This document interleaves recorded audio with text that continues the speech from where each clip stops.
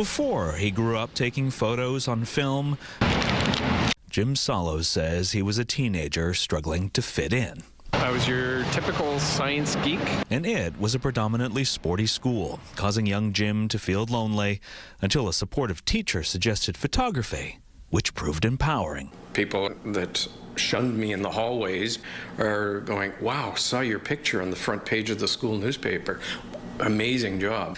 But instead of pursuing it professionally, Jim embarked on a career in emergency medicine. I was interested in the excitement of it. When he wasn't hanging from helicopter stretchers, he was helping to save lives in the OR. Well, the most satisfying part is when you've really made a difference.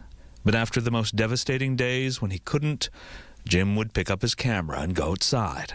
Because when I'm looking through that viewfinder, everything else that went on that day just kind of disappears. With film, without digital's multiple takes and computer fixes, you must live in the moment.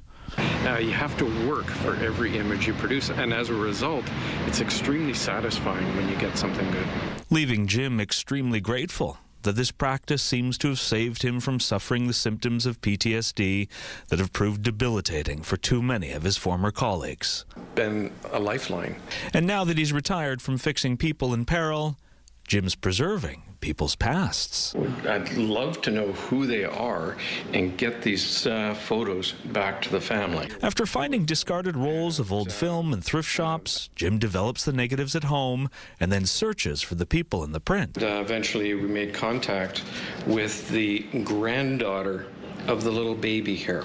And in a time when digital photos can be quickly used to fabricate or conceal, Jim is taking time to fix vintage film cameras and teach people how to use them, inspiring inclusion, healing, and ultimately connection.